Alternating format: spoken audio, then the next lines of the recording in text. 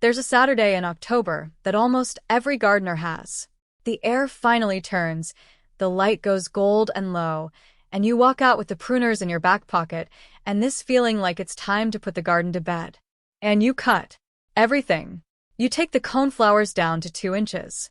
You scalp the grasses into little stubble crew cuts. You shear the lavender into a tidy gray ball because it's gotten leggy and unruly, and honestly, it's been bothering you since July. You rake it all up, you haul it to the compost pile, and you stand there at the end of the afternoon looking at these clean, brown, empty beds. And it feels so good. I know exactly how good it feels because I did it every single fall for 6 years. It felt like control. It felt like being a real gardener, the kind who's organized, who's on top of things, who doesn't leave a mess. Here's what I didn't know. On 3 of those Saturdays, I wasn't putting my garden to bed. I was killing plants. Slowly, invisibly, and with a tool in my hand and a smile on my face. The first one was a big switchgrass at the corner of my front bed. Beautiful thing, 4 feet tall, went bronze and gold every autumn. I cut it to the ground in October because it looked untidy.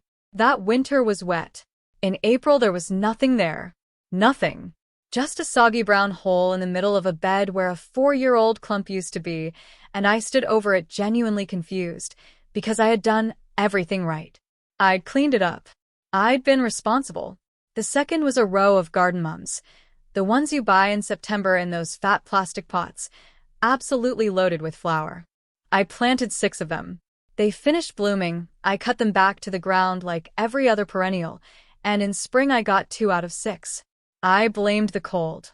I blamed the nursery. I bought 6 more the next fall, and did the exact same thing to them. And the third was a lavender. A big established Lavandula angustifolia that had been in that spot for 5 years and smelled like the entire month of July. It got woody and sprawling and open in the middle, so that October I gave it a hard haircut, right down into the gray wood, nice and neat, nice and round. It never leafed out again. Not one shoot. It just sat there all the following summer as a dead gray skeleton until I finally dug it out, and it came up in one piece with no living roots at all. 3 plants. 3 different reasons. And every single one of them died from tidiness. Here's the thing nobody told me, and I wish somebody had. For a whole category of perennials, those dead-looking stems standing in your garden all winter are not mess. They're not neglect. They are the plant's actual survival strategy. They insulate the crown. They shed water away from the center. They trap snow, which is the best insulation on Earth, and it's free. And in some cases, Hellebor's coral bells, the foliage you're about to cut off, is a living, working, photosynthesizing winter coat. Cut it off in October, and you have stripped that plant naked going into the hardest 4 months of its year. So today I'm walking you through the 8 perennials I no longer touch in fall. For each one I'm going to tell you what it looks like, what zone it's good in, exactly what happens if you cut it, and precisely when you should cut it instead, because none of these are never prune. They're all not now. I'm also going to give you the other side at the end, because I don't want you walking away thinking you should never cut anything. There is a short list of perennials you absolutely should cut down in fall, and skipping those causes its own problems. 3 of the 8 can genuinely kill your plant. One of them is probably sitting in a pot on your front porch right this second. Let's get into it. 1. Coneflower, Echinacea purpurea. Let's start easy, because this one won't kill your plant. It'll just quietly cost you 3 things you didn't know you were paying for. You know coneflower. Stiff, upright stems, 2 to 4 feet. Those daisy-shaped flowers with the swept-back petals and the big, bristly copper cone in the middle. Hardy zones 3 through 9, which is most of you. In October, those cones go dark chocolate brown and the petals drop and it looks, I'll admit, a bit skeletal. That's the moment everybody cuts. Here's what leaving them does. First, those seed heads are goldfinch food. Genuinely, I get finches hanging upside down off my coneflower stems in December, and it is one of the best things about my winter yard. Cut them in October, and you've thrown that away for a bare patch of dirt nobody's looking at anyway. Second, and this is the part that surprised me, those hollow, pithy stems are nesting habitat. Small native bees, the little solitary ones, overwinter inside standing plant stems. When you bundle up all your stems in October and haul them to the curb, You're carting off next year's pollinators in a yard waste bag. Third, and most practically, the stems catch snow. Snow drifts into a standing clump and packs around the crown, and that snow is a better insulator than anything you can buy. A bare-cut crown sitting exposed in a February freeze-thaw cycle is the crown that heaves out of the ground. What to do instead? Leave them standing all winter. Cut them down in early spring, once you see new basal growth pushing at the bottom, usually March or April. And when you do cut, leave the stems at about 12 to 15 inches rather than shearing to the ground. Those stubs are the bee hotels. New foliage covers them by June, and you'll never see them. Insider note: the garden center won't mention. Coneflower self-sows generously if you leave the heads on. Every clump I have that started, as one plant is now 3 or 4. That's free plants for the price of not doing a chore. 2. Ornamental grasses, Panicum, Miscanthus, Schizachyrium. This is kill number 1, and it's the one that got me. Switchgrass, maiden grass, little bluestem, feather reed grass, the warm season clumping grasses. Upright fountains of blade foliage, 2 to 6 feet depending on species, topped with those airy seed plumes that catch light like nothing else in the garden. Zones 4 through 9 for most of them. In autumn they go straw gold or bronze, or in the case of little bluestem, this incredible burnt orange. And then they get floppy and pale, and everybody cuts them down. Here's the mechanism, and once you understand it, you'll never do it again. A clumping grass has a dense crown right at soil level. That's the living part. That's where next year comes from. When the foliage is standing, it works like a thatched roof. Rain and melting snow run down the outside of the clump and away from the center. Cut that clump to 2 inches in October, and you have made a bowl. Water goes straight down into the crown. Then it freezes. Then it thaws. Then it freezes again. And somewhere in February, in a wet winter, the crown rots and the plant is simply gone, and you won't find out until May, because a dead grass and a dormant grass look absolutely identical. That's what happened to my switchgrass. Wet winter, scalped crown, dead plant. I replaced it, left the second one standing, and that one's been fine for 7 years in the exact same spot. What to do instead? Leave them entirely alone through winter. They are genuinely the best thing in the January garden. They move in wind when nothing else does. They hold snow. They glow at sunrise. Then cut them back hard in late winter or very early spring before new green shoots appear at the base. Take them down to 4 to 6 inches. Do it before growth starts, because once the new blades are up, you can't cut without shearing the tips off everything, and it looks wrong all season. Insider note: tie the whole clump with twine before you cut it. Wrap it like a sheaf, cut underneath the twine, and the entire thing lifts out in one bundle instead of blowing across 4 neighbors' yards. That trick saves me an hour every March. 3. Sedum Autumn Joy, Hylotelephium spectabile. This one's about restraint, and it's about the 4 months of the year when your garden has nothing else going on. Upright sedum grows as a tidy clump of thick, fleshy blue-green leaves, 12 to 24 inches tall, topped in late summer with those flat broccoli-like flower heads that open dusty pink and age to deep brick red. Hardy zones 3 through 9. Full sun, terrible soil, no water. It does not care. By November, those flower heads have gone dark russet brown and stiff, and they hold that shape. They're rigid. They stand up to snow, and when snow caps them, it looks deliberate, like someone designed it. Cut them in October, and here's what you get instead: a bare circle of soil for 5 months. But there's a functional reason too. That ring of old stems around the crown does the same job the grass foliage does. It holds snow over the crown, and it keeps the freeze-thaw cycle from lifting the plant. Sedum is shallow-rooted. Heaving is a real risk on exposed clay. What to do instead? Leave the whole thing standing. Cut it to the ground in early spring when you see the new rosettes emerging at the base. They show up as tight little gray-green cabbage buttons, and they're one of the first things to move in March. Insider note: the garden center won't tell you. If your sedum flops open in the middle every August like a dropped bouquet, the problem isn't fall pruning. It's too much fertility, too much water, or too little sun. Fix it with a Chelsea chop instead. Cut every stem back by half in late May or early June. You get a shorter, denser, self-supporting plant that never splays. Do that in spring, and you'll never need to touch it in fall. 4. Coral bells, Heuchera species and hybrids. Now we're into the evergreen group, and this is where the mistake stops being about aesthetics and starts being about the plant's life. Coral bells grow as low-mounded rosettes of lobed, scalloped leaves, 6 to 12 inches high, in colors that don't look real. Lime, caramel, peach, near black purple, silver-veined. Zones 4 through 9 for most modern hybrids. Wispy little flower spikes in early summer that honestly nobody grows them for. Here's the critical fact. In most of the country, Heuchera is evergreen or semi-evergreen. Those leaves do not die in November. They sit there all winter, a little battered, a little tired looking, and they keep working.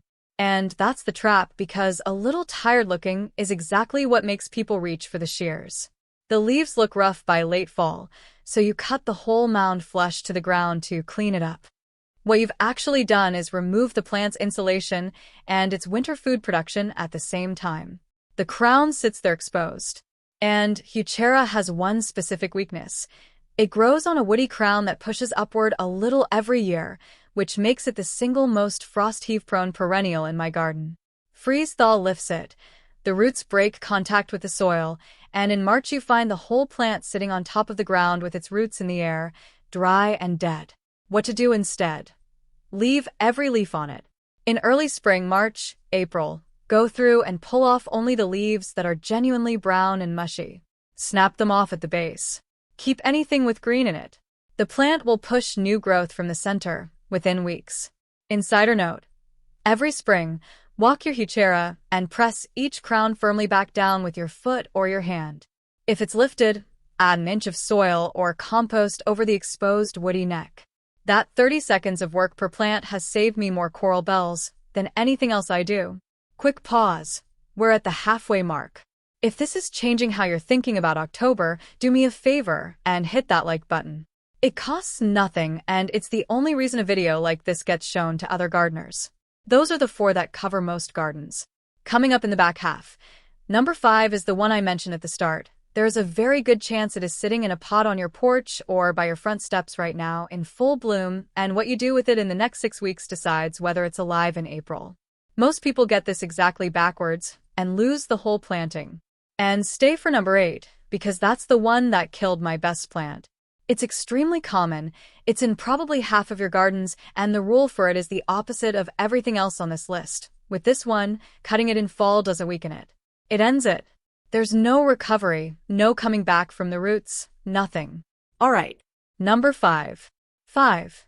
Garden mums, Chrysanthemum times morifolium. Kill number 2. And this is the one I'm most annoyed about because I did it 3 years running before I found out. You know the plant. Those dense domes of flower they sell everywhere from Labor Day onward, in bronze and rust and burgundy and gold, packed so tight you can't see a leaf. Hardy zones 5 through 9 on paper, and that on paper is doing an enormous amount of work. Here's what everyone does.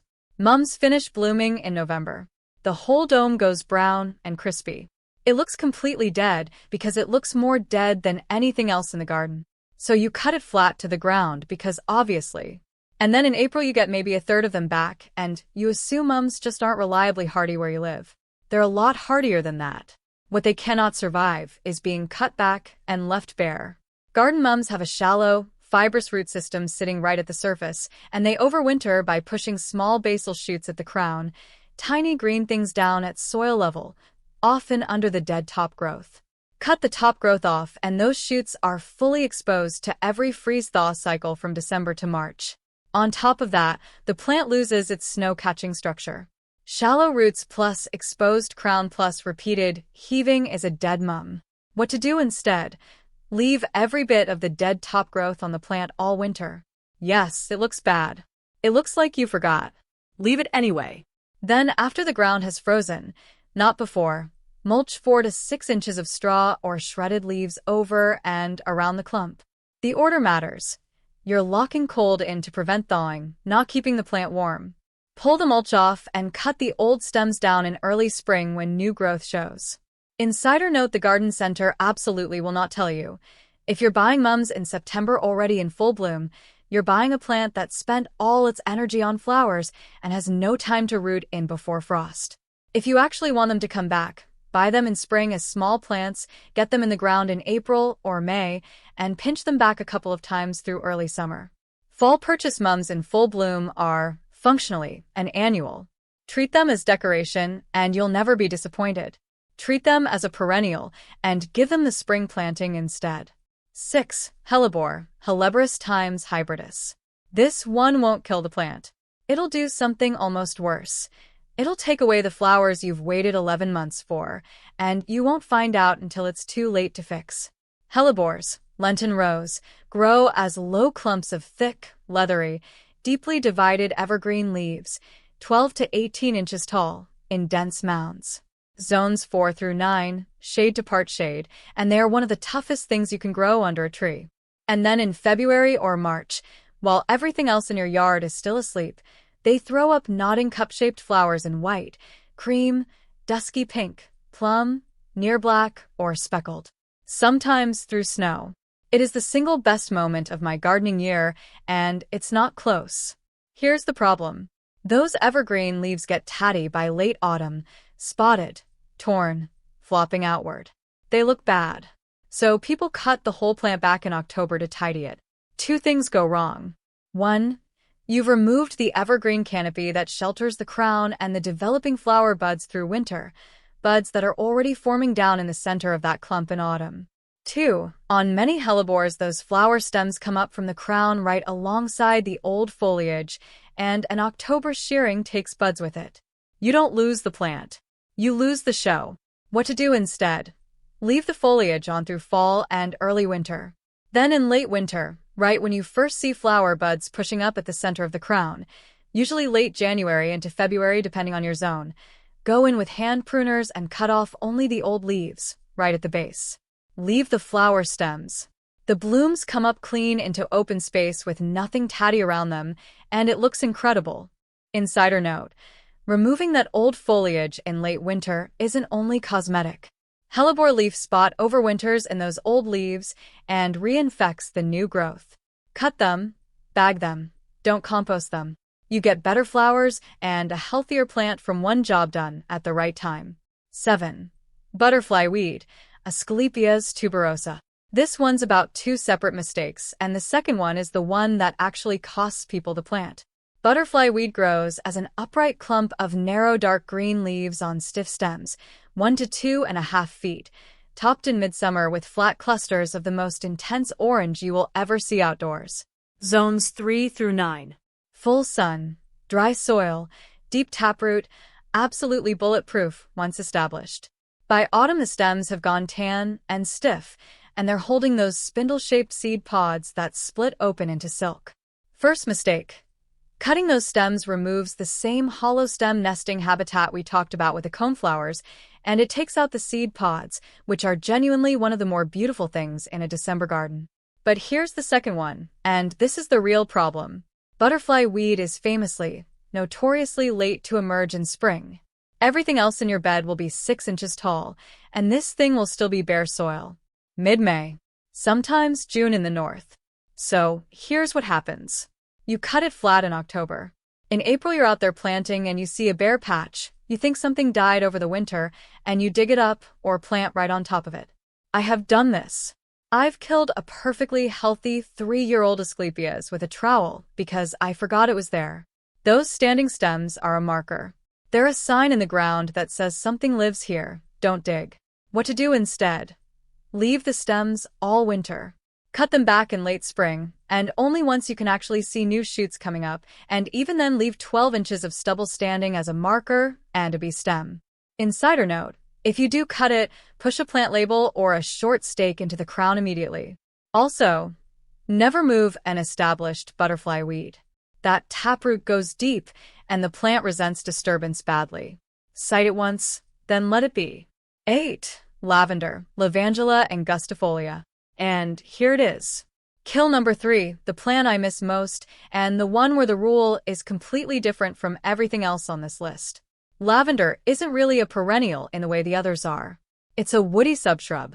Silver-gray needle foliage on stems that go hard and woody at the base, a mounded shape 12 to 30 inches across, and those purple flower spikes in June and July that make the whole corner of the garden smell like the south of France.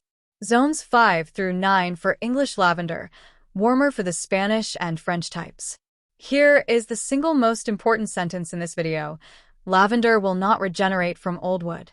Cut into the bare gray woody base, the part with no leaves on it, and that stem is finished. It does not re-sprout. There is no dormant bud waiting in there. It is done. That's exactly what I did. My plant had gotten open and sprawling in the middle, which is what old lavender does, so I gave it a hard reshaping haircut in October and took it well down into the gray wood to force it to bush out from the base. Nothing came back. Not a single shoot on the entire plant. And there's a second mechanism on top of it. Even a light fall trim is a problem, because pruning signals the plant to push new growth. In October, that new growth is soft, green, and completely unprepared, and the first hard freeze turns it to mush, which then rots back into the crown. So you get the worst of both. No regeneration from the old wood, and freeze damage on whatever new growth you triggered. What to do instead? Do not touch lavender in autumn. Not a trim, not a tidy, not a light shape. Leave the whole plant, flower stalks and all, standing through winter. That structure protects the crown, same as everything else on this list. Prune it in spring, after you can see new green growth breaking along the stems, usually April or May. Then cut back by about a third, and always leave at least 2 inches of green leafy growth on every stem you cut. Never go below the green. If you want a second lighter shaping, do it right after the flowers finish in midsummer, which gives the plant plenty of warm weather to harden off. And the same rule applies to a few of its neighbors, Russian sage, Salvia yanggii, and hyssop, agastache. Both are woody-based, both die back looking dead, and both get killed every year by well-meaning October cleanups. Leave the stems. Cut in spring into green growth only. The value note: a 5-year-old lavender is worth considerably more than the $12 you paid for it, in size, in flower, in scent, in the fact that you cannot buy that at a nursery at any price. And you can lose it in 90 seconds with a pair of shears. That's the whole reason I made this video. 8 plants is a lot to hold on to, so let me group them by the actual reason, because the reason is what you'll remember in October when the pruners are in your hand. Group 1. The stems are structure and habitat. Leave them, cut in early spring. Coneflower, sedum, and butterfly weed. Nothing dies if you cut these. You just lose the seed heads, the finches, the native bee stems, the winter silhouette, and in the case of butterfly weed, you lose the marker that stops you from digging it up in April. Cut these in March, and leave 12 inches of stubble when you do. Group 2, cutting can actually kill them. Spring only. Ornamental grasses, garden mums, and lavender. Grasses because a scalped crown becomes a bowl that collects water and rots. Mums because shallow roots plus an exposed crown equals heaving. Lavender because it will not regrow from old wood, full stop. Add Russian sage and agastache to that last one. These are the 3 that got me, and they're the 3 worth actually memorizing. Group 3. The leaves are the winter coat. Coral bells and hellebore. Both evergreen or close to it. Both still working through winter, both protecting a crown and, in the Hellebore's case, protecting flower buds that are already formed. Clean these up in late winter, and only take the leaves that are genuinely dead. Now the other side, because I don't want you cutting nothing. There is a real list of perennials you should cut down in fall, and it's mostly about disease. Garden phlox and bee balm if they had powdery mildew, and they always do. Peony foliage always because of botrytis. Bearded iris leaves, trimmed to a short fan, because iris borer overwinters in that debris. Hosta and daylily foliage once it collapses, because that wet mush is a slug nursery. Anything that had a leaf spot, a rust, or a blight this year. That's the rule, and it's simpler than it sounds. Cut what was sick, leave what was healthy. If a plant looked good all season, its stems are worth more standing than they are in your compost pile. I want to leave you with the thing that took me the longest to learn, and it isn't horticultural. For years, I thought being a good gardener meant doing more. More cutting, more cleaning, more edging, more control. A tidy October bed felt like proof that I was serious about this. And in 3 separate autumns, that instinct killed a plant I loved. The switchgrass I could replace. The mums I could replace. The lavender I still think about because 5 years of a plant getting slowly better and bigger and more fragrant is not a thing you can go by on a Saturday. There's a morning in early March I keep coming back to. Coffee in one hand, still cold enough that I could see my breath, standing in a bed that had been standing all winter. Grass plumes still up, coneflower cones still black against the snow, sedum heads holding little white caps, a goldfinch working the seed heads about 4 feet from where I was standing and not remotely bothered by me. It looked, honestly, a bit untidy. And every single thing in it was alive. That's the whole shift. Not doing more. Doing less at the right time. Most of what these plants need from you in October is for you to walk past them. So this week, before that Saturday comes, go out and look at your beds and figure out which of these 8 you've got. Put a stake next to the lavender if you have to. And when the urge hits in October and the pruners are already in your hand, cut the phlox, cut the peonies, cut anything that got sick. Then leave the rest standing and go back inside. Your garden isn't going to look tidy. It's going to look alive in April. If this was useful to you, do me a favor and hit that subscribe button. I put out honest, practical gardening videos like this every week, and I'd love to have you along. Tap the bell while you're there, so you actually see the next one. I've got a video coming on the 9 perennials you need to divide right now versus the 8 that will die if you touch them, and that one is a genuine deadline because that window closes in the next few weeks. The bell is the only way it reaches you in time. And drop me a comment. Tell me 2 things. Which of these 8 you've been cutting back in fall, and what zone you're in. I read every single one, and I answer as many as I can, and honestly, some of the best tips in these videos came straight out of that comment section. Thanks for being here. Now go put the pruners down.